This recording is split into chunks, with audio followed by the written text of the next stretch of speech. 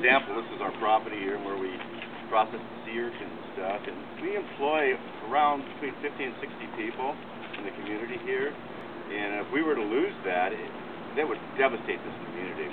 And right down the road, which we're going to go visit in a minute, is Ocean Fresh, and he employs about 100 people in the community.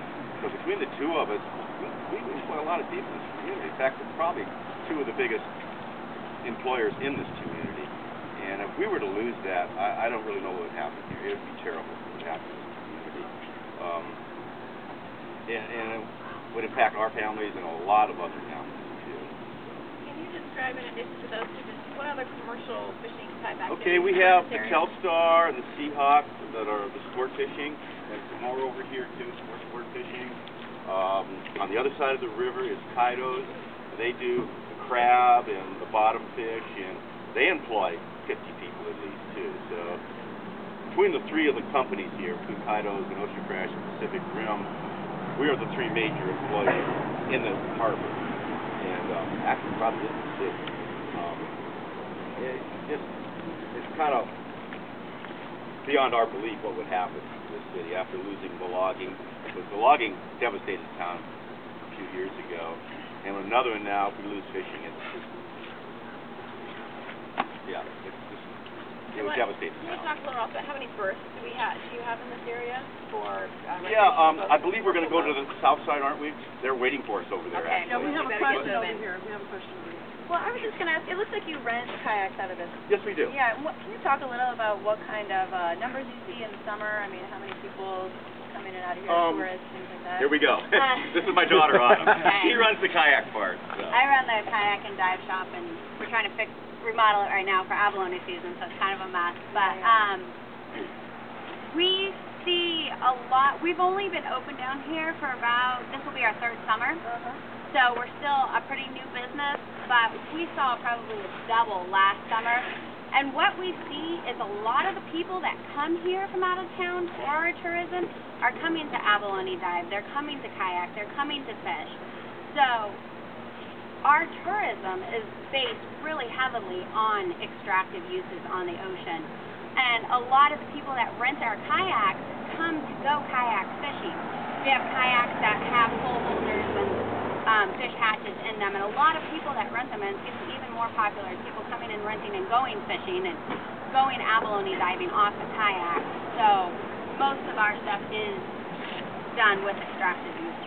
And so will that be like, I don't know, 10 kayaks a day, or, I mean, ballpark, is it pretty busy, it sounds like? Probably, on average, 7 kayaks a day. Yeah. When you take the weekdays where we might have none, and then the weekends where we have 25, so. And we rent dive gear, too. Sure, yeah. And some days we'll have 30 people renting out dive gear, so. I have a quick question along that same line, and those people that are in the ocean, that are the experts, there seems to be the perception that if some of those areas were closed down fishing, that would bring in more people that do looky-loo diving, and I'm wondering if that's really going to be the case. So I want to know what percentage you see right now. Dive and not dive.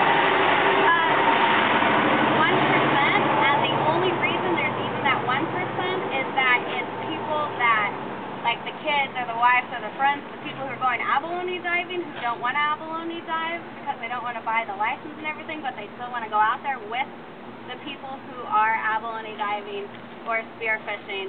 So even the people who are going who aren't going for extractive purposes are going with the people that are there for extractive. And do our ocean conditions allow for people just to go out and kind of looky-loo dive like it does down south? I mean, is it an excellent place to do In the that? summertime. You know, Very rarely in the winter. On Wednesday.